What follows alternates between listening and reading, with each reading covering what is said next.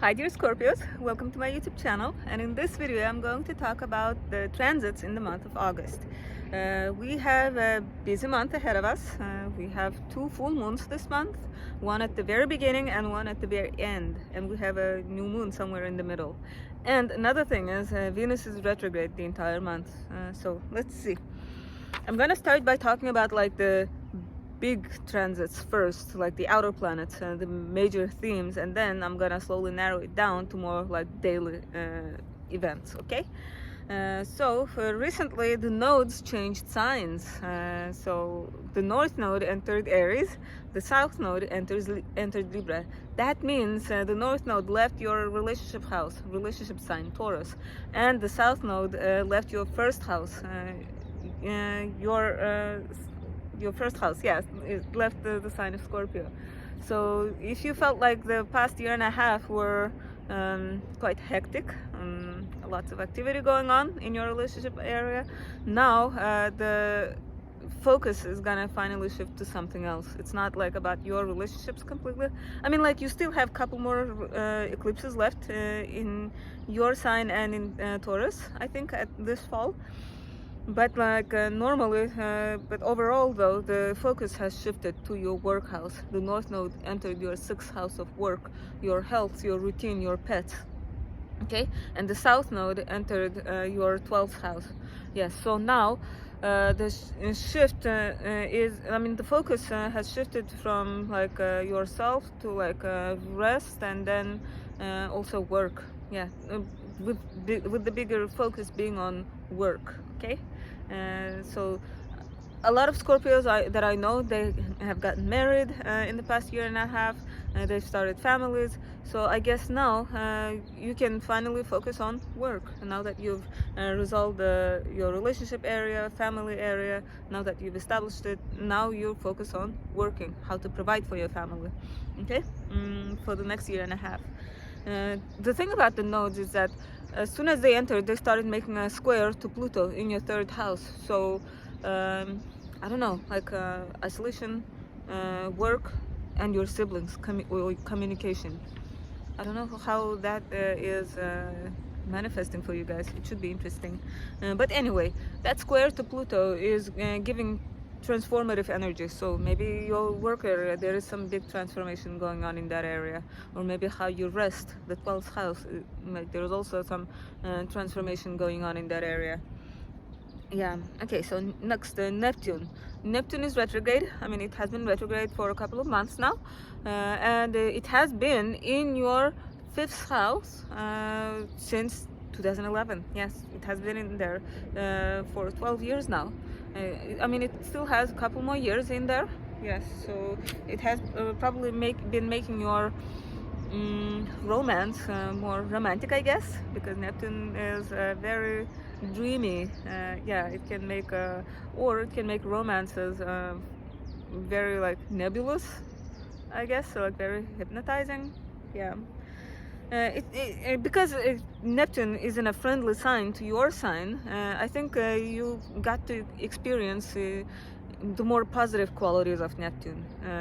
Like for those who make a bad aspect to Pisces, they're probably experiencing the more negative aspect of Neptune expression. Okay, yeah. But anyway, next is Uranus. Uranus is shaking things up in your 7th house. I mean, it has been doing so since early 2019.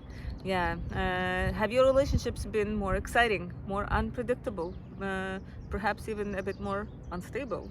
Because Uranus is like sudden changes, like it's like lightning out of the blue. Yeah.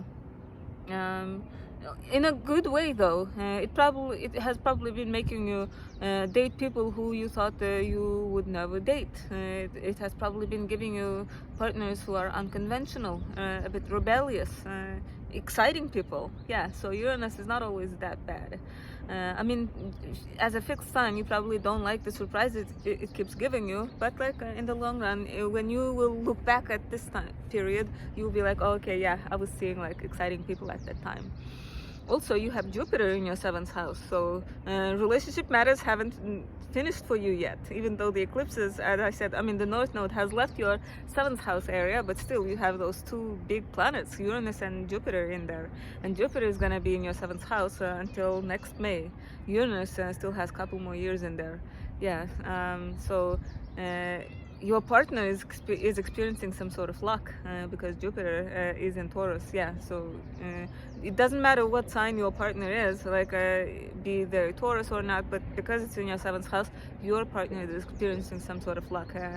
And yeah, or if you are single, you might be more lucky to meet people at this time. Okay, I mean, like until next May. So be out and about if you are single. But not this month because Venus is retrograde. Okay, next is Saturn in Pisces. So Saturn is in your 5th house along with Neptune. Let me tell you this, when Saturn is in the 5th house, it can make life feel boring. Like we don't feel fun when Saturn is in our 5th house.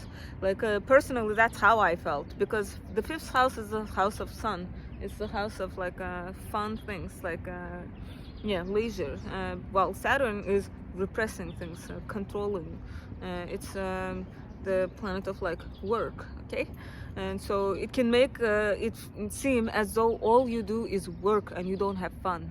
Like it can feel that way. Like but I don't know, like in my case I felt that way because Saturn was making a square from my 5th house. Okay, but in your case Pisces makes a good aspect. It makes a trine to your sun, so maybe you won't feel as bored as I did. Like, so who knows. And those of you who are seeing, maybe at this time you will either date people who are workaholics, or you can meet them through work, or you can meet people who are more serious about commitment. Yeah, they might not be like a party type, and they might not be like the, I don't know, like party goers and or fun people, but the good side is they are reliable people. So enjoy that. And now I'm gonna start talking about the more daily transits. On the very first day of August, we have a full moon in Aquarius, on the 9th degree of Aquarius. So Scorpios, if you have your rising sign in Aquarius around that degree, or your moon sign, or your Mars sign, you are going to feel this full moon the most. But still, overall, for other Pisces, you are going to still feel this, because this full moon is happening on like the most important axis, one of the most important axes in your chart, the 10th house and the 4th house.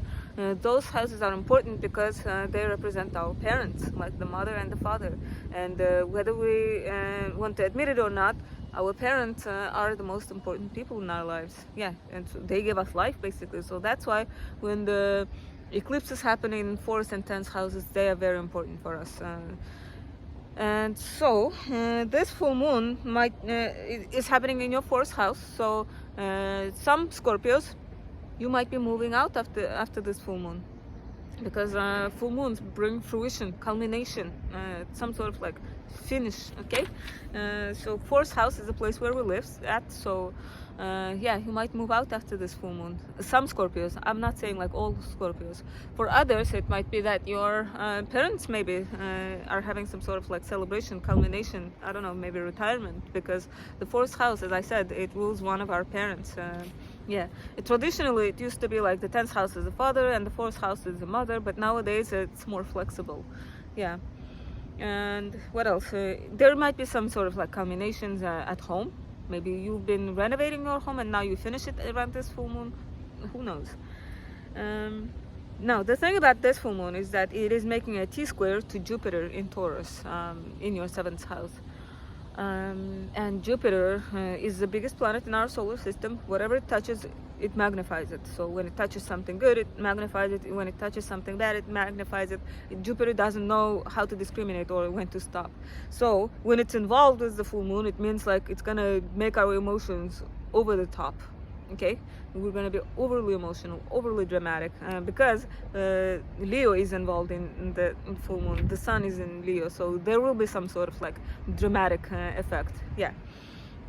and the sun is in your 10th house, so career, social status, and your home life, they are illuminated. Yeah. Okay, so just beware. Okay, so we might be emotional during that full moon, and so please be patient with yourself and with others.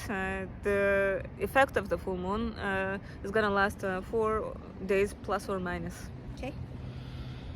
Also on that day, Mercury and Mars in Virgo will be opposing Saturn and Pisces. That means you can not only be emotional but can also be like slightly pessimistic, because Mercury is thoughts, Mars is aggression. So our thoughts might be like aggressive and pessimistic, because Saturn gives pessimism, whether we like it or not. Saturn can be pretty pessimistic. So watch your thoughts, okay? Don't be too pessimistic. Remember that this is temporary. So after that full moon, thankfully we don't have much going on until like August 8th. On August 8th we have the last quarter moon in Taurus. Now the reason why I'm mentioning the last quarter moon, even though it doesn't bring anything major, is that after that last quarter moon, it starts the week of before the new moon. That means it's a good time to finish things up, wrap things up that began with the Cancer new moon in July. Yeah, it is not a good time to start anything new, so take this time to relax, to gain energy for the next new moon. Okay, that's gonna happen in your 10th house. And another thing you can do is get ready, prepare things for that new moon.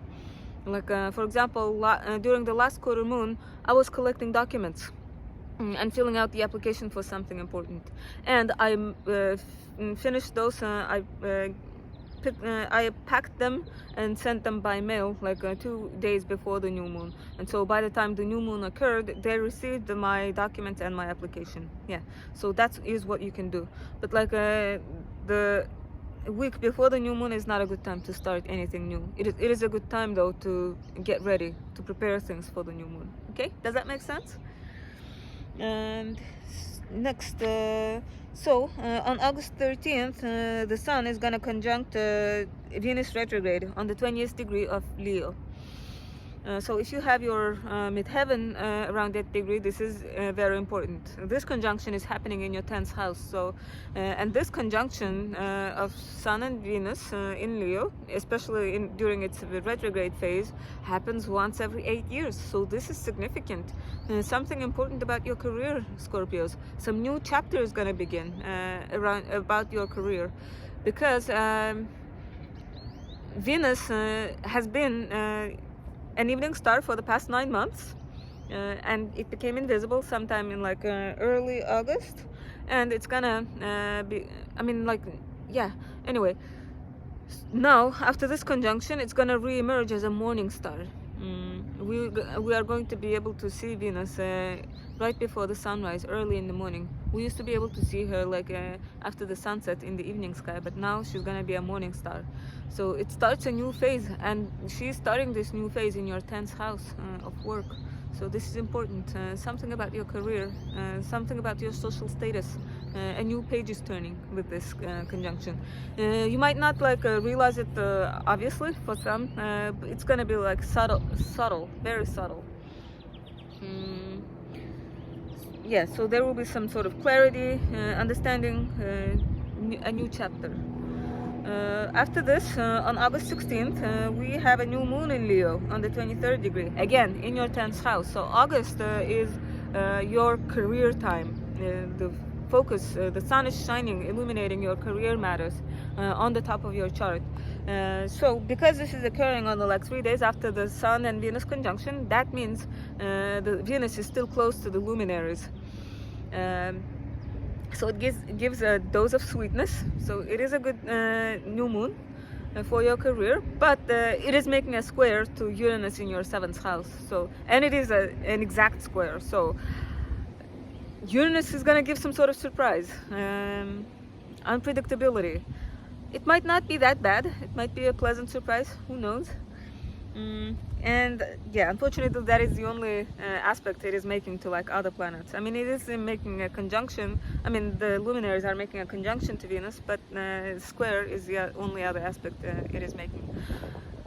But another interesting thing on that day is that there will be a kite aspect involving Mercury, Mars, and Neptune. Okay, Mercury and Mars are in Virgo, and Neptune is in Pisces, so they will be in opposition. And then we have Uranus in Taurus and Pluto in Capricorn in Earth signs, so they are friends with both Pisces and Virgo. So they will be like mediating the opposing forces. They'll be, they will be like friends, helping out resolve issues. So it should be interesting. I wouldn't say that this new moon is completely bad, despite that square to Uranus. I think Venus is gonna give some sort of like sweetness, some saving grace to it. Okay. Next. On August 21st, there's going to be an exact square between Venus retrograde in Leo and Jupiter in Taurus. So the square sounds bad, but we have two benefics involved, Venus and Jupiter. So even when they're in a tense aspect to each other, they don't bring like tragedies. No. What it might bring is that you can overspend, because Venus is finances and Jupiter is, as I said, it overdoes things. It can make us overly optimistic about our finances. And you know, when Venus is retrograde, we can feel insecure. Like our self-confidence goes to lowest point when Venus is retrograde. So please watch out, okay? Don't spend money on clothes to feel good about yourself. Don't do like shopping therapy, because when Venus is retrograde, it is not a good time to buy new clothes because Venus rules fashion. You might not like those clothes after Venus turns direct. Yeah, so don't spend a lot of money on clothes. I mean, you can spend money to feel good about yourself. It's just don't spend it on like clothes, I guess. Spend it on experiences, not material things. Next, on August 23rd, the Sun enters Virgo, your 11th house. So this focus is gonna shift from your career matters to your friendship matters. And on the same day as the Sun entering Virgo, Mercury stations retrograde until September 22nd. So it's gonna be retrograde for a month. Now, please keep in mind that Mercury retrograde is famous for miscommunications, misunderstandings. There's definitely going to be some sort of misunderstanding. So please make sure people understood your message, or make sure you understood what people are saying, okay? Because all of us become confused around this period. And also, make sure you check your emails twice. I mean, reread your emails twice before you send it. Make sure you attach the file. What else? Make sure you write the address correctly when you mail things. What else? It is not a good time to buy electronics. I know August is a time when we buy things to go back to school, especially a new laptop or a new phone, but I would suggest buying those in early August, because if you buy it in late August, there might be some sort of like glitch in the electronics, there might be some problem with it, and yeah, so buy it in early August. Those of you who have to buy it in late August, please make sure you keep the receipt or buy an insurance with it. That way, if something goes wrong, you can have it repaired for free or get a replacement, okay? So that's what I needed to mention. And please remember that Mercury retrograde, all the craziness happens, like all the misunderstanding happens right when it turns direct, the days when it turns direct, or when it's about to turn direct. Yeah, when it's in the middle, things are slightly fine. Yeah. So after that, on August 27th, Mars enters Libra until October 12th. So Mars has been in your friendship house for since July.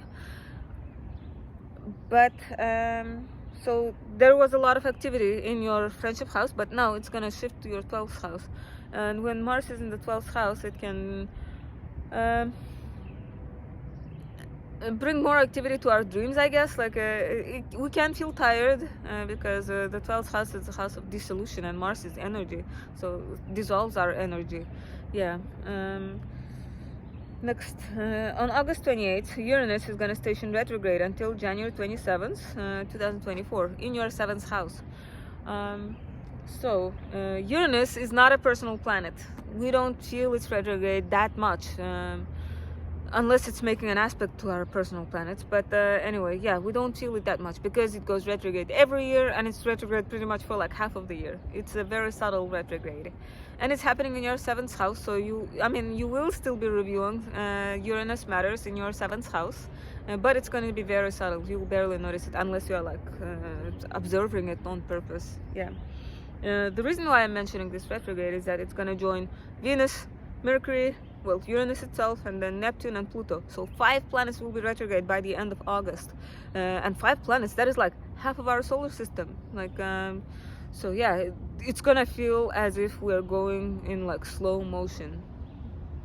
It's not gonna really be that way, but that's how it's going to feel. The progress is gonna be frustratingly slow. It's gonna feel as though we are like walking through deep mud. Like, or like imagine you're like this deep in water and you're trying to run underwater. It's exhausting, right? That's how it's going to feel. So in the end of August is not a good time to start anything new. Well, I would say pretty much the entire August is not a good time to start anything new, because Venus is retrograde and the planets are retrograde. However, it is a good time to work on things that are already in progress. Yeah, it is a good time to make adjustments, to tweak things, to make improvements to things that are already in progress. Yeah, those Scorpios who are thinking of starting a new business, please don't start that in August, because Venus is retrograde the entire month. Even after that new moon in August, don't expect to start anything new, because why do we do business? We do business to make money, right?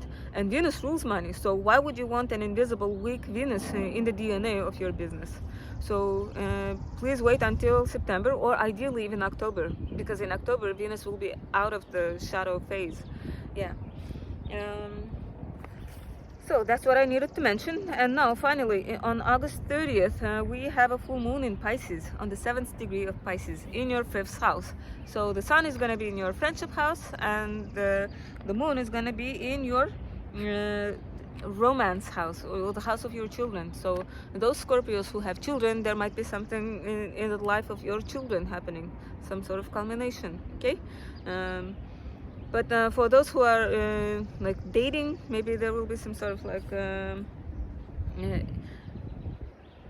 clarity in that area, because illumination, because the sun is, the moon is completely illuminated. There is nothing hidden. Yeah.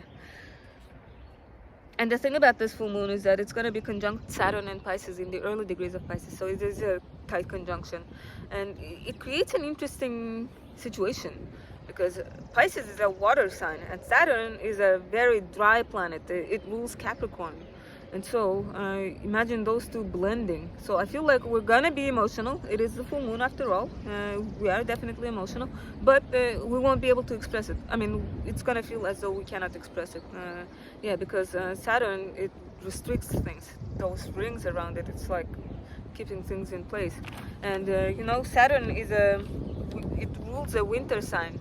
It starts winter, and so I feel like our emotions are gonna feel like snow, because snow is water, but it's frozen. Yeah, so it should be interesting.